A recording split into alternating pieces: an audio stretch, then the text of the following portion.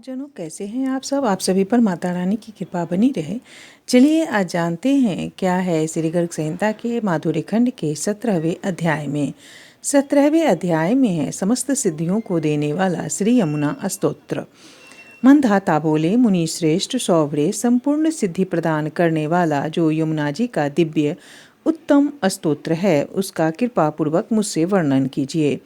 श्री सौवड़ी मुनि ने कहा, महामने, अब तुम सूर्य कन्या यमुना का स्तोत्र सुनो। मैं इस भूतल पर समस्त सिद्धियों को देने वाला तथा धर्म, अर्थ, काम और मोक्ष रूप चारों पुरुषार्थों का फल देने वाला है।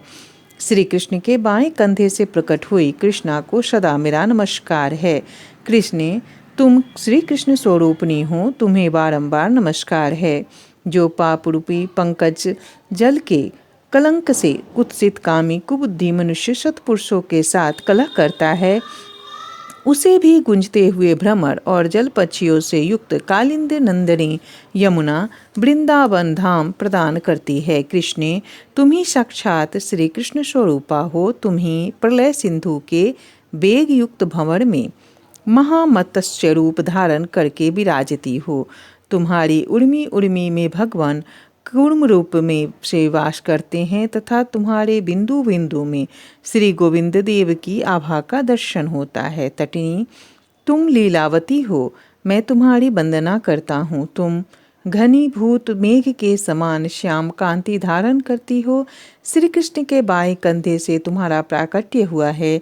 संपूर्ण जलों की जलराशि जो विरजा नदी का वेग है, उसको भी तुम अपने बल से खंडित करती हुई ब्रह्मांड को छेद कर देवनगर, पर्वत, गंडशैल आदि दुर्गम वस्तुओं का भेदन करके तुम इस भूमि खंड के मध्य भाग में अपनी तरंग मालाओं को स्थापित करके प्रवाहित होती हो। यमुने, पृथ्वी पर तुम्हारा दिव्य है नाम दिव्य है। यह श्रवण पथ में आकर पर्वताकार पाप समूह को भी दंडित एवं खंडित कर देता है।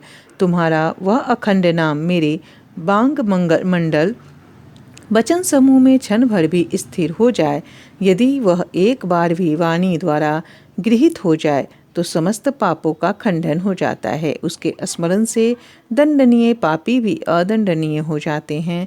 तुम्हारे भाई सूर्यपुत्र यमराज के नगर में तुम्हारा प्रचंडा यह नाम सुदृढ़ अति दंड बनकर विचरता है।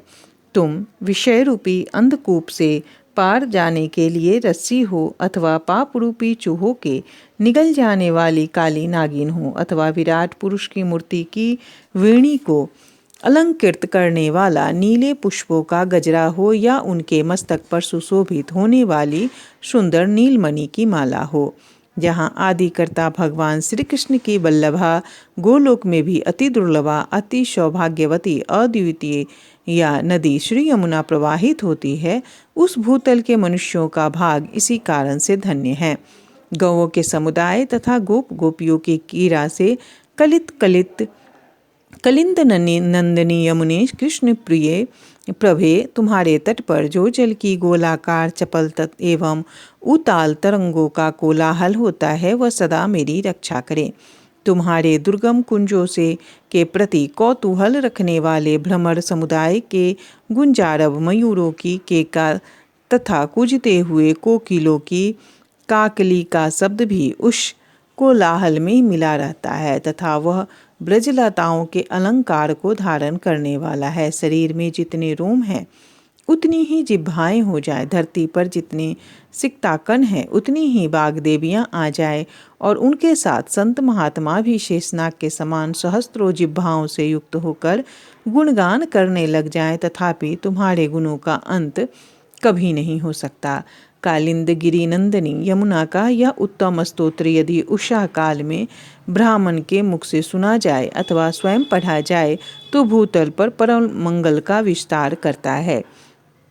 जो कोई मनुष्य भी यदि नित्य सह उसका धारण चिंतन करे तो वह भगवान की निज निकुंज लीला के द्वारा वर्णन किए गए परम पद को प्राप्त होता है। इस प्रकार श्री गर्ग संहिता में माधुरी खंड के अंतर्गत श्री सौभड़ी मंधाता के संवाद में श्री यमुना स्तोत्र नामक 17वां अध्याय पूरा हुआ।